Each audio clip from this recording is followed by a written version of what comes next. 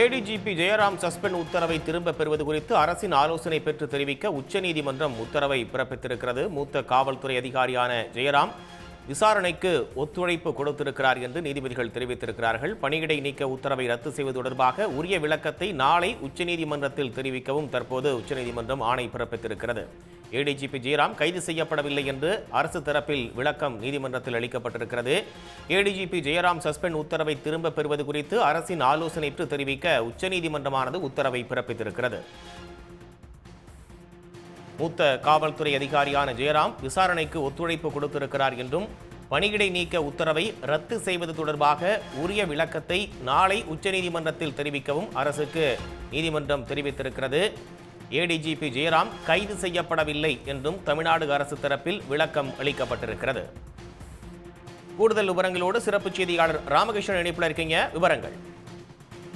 அதாவது திருத்தணி சிறுவன் கடத்தல் வழக்கில் தொடர்புடைய ஏடிஜிபி ஜெயராமனை கைது செய்து சென்னை உயர்நீதிமன்றம் பிறப்பித்த உத்தரவிற்கு எதிராக ஏடிஜிபி ஜெயராமன் தொடர்ந்த வழக்கு என்பது இன்றைக்கு உச்சநீதிமன்றத்தில் நீதிபதி உஜ்ஜல் புயன் தலைமையிலான அமர்வில் விசாரணைக்கு வந்தது.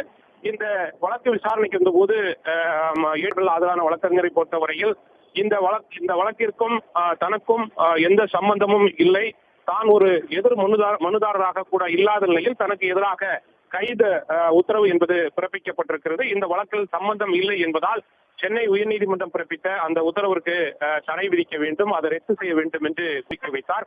ஆனால் தமிழ்நாடு அரசை பொறுத்தவரையில் ஏடிஜிபி ஜெயராமன் பணி நீக்கம் செய்யப்பட்டிருக்க, எனவே அதை ரத்து செய்யக்கூடாது என்று வாதம் முன்வைத்தது. ஆனால் நீதிபதிகளை பொறுத்தவரையில் தமிழ்நாடு காவல்துறை பதிலளிக்க வேண்டும் என்று நோட்டீஸ் அனுப்பி உத்தரவு பிறப்பித்திருக்கிறார். இவர் ஒரு மூத்த காவல் அதிகாரியாக இருந்திருக்கும் நிலையில் அவர் விசாரணைக்கு ஒத்துழைப்பு கொடுத்திருக்கிறார். அவரது இடைநீக்கத்தை ரத்து செய்ய வேண்டும் என்று நீதில் முதல்ல ஒரு வாய்மொழியான ஒரு உத்தரவை பிறப்பித்தாலும் தமிழக அரசான வழக்கறிஞரை பொறுத்தவரையில் ஏடிஜிபி ஜெயராமன் பணியிடை நீக்கம் செய்தது தொடர்பாகவும் அதை ரத்து செய்வது தொடர்பாக தமிழக அரசிடம் இருந்து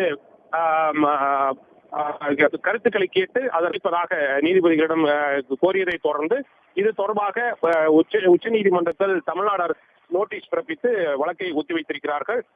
ஏடிஜிபி ஜெயராமன் தற்போது பணியிடை நீக்கம் செய்யப்பட்டது தொடர்பாக தமிழ்நாடு அரசு மன்றத்தில் பதில் மனு தாக்கல் செய்ததை தொடர்ந்துதான் உச்சநீதிமன்றம் இந்த வழக்கு தொடர்பான அடுத்த கட்ட முடிவை எடுத்து ஏடிஜிபி ஜெயராமன் பணியிடம் செய்தது சரியா இல்லையா என்பது தொடர்பான உத்தரவை பிறப்பிக்கும்.